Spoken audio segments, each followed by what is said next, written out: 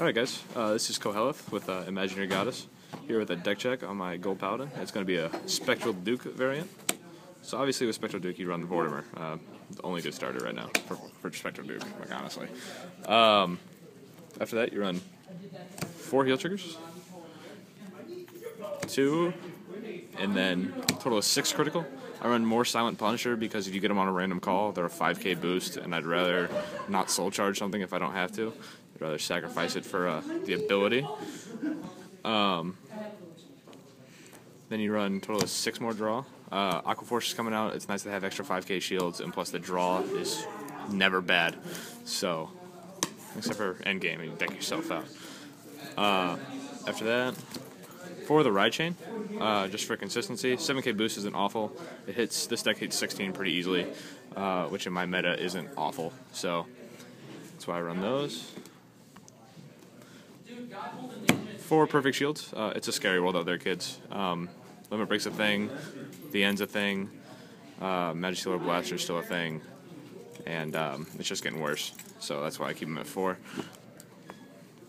The 1 charge goal, I do run Garmore in this deck, so it's nice to have one to either on the rear guard, behind him for a final game push. I usually call him out with Garmore's effect. But before I call out charge goal, I aim for Dendron. Dendron I run at 2. I don't like drawing into them because they're 6k vanillas. Otherwise, if you hit him off the chain, fantastic. If you hit him with Garmore, even better. So that's why I keep her at 2.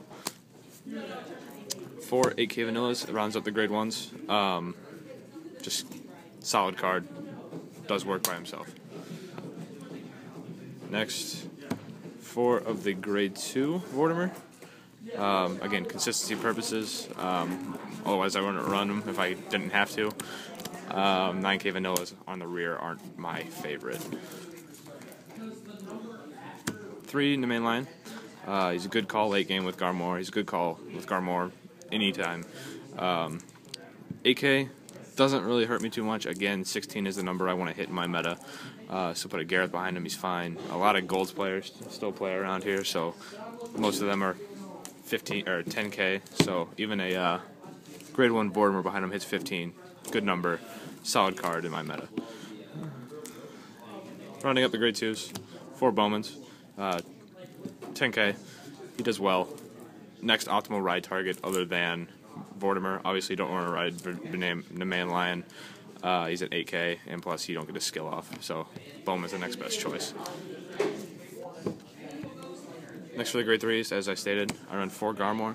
Garmore is my late game Vanguard. He is what I prefer to ride after Duke, but he's not bad to ride if I miss Duke or if I just need something on the field right away that I don't want a random call. He's all around good, and my playstyle doesn't really revolve around minusing myself for Duke's effect, minusing my field anyway for hand.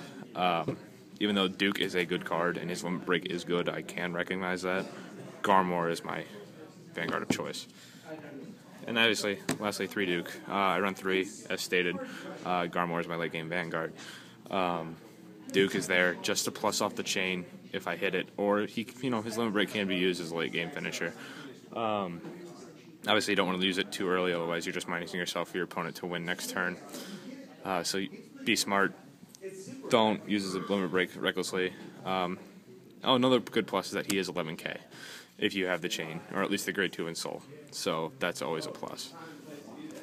So that's my deck check, everybody. This is Qoheleth with Imagineyourgoddess. Just don't forget to like, comment, subscribe, and go ahead and like us on Facebook if you like. We're just getting started. We're just and tell us what you want us to do as well. We're pretty bored. I'll talk to you guys next time.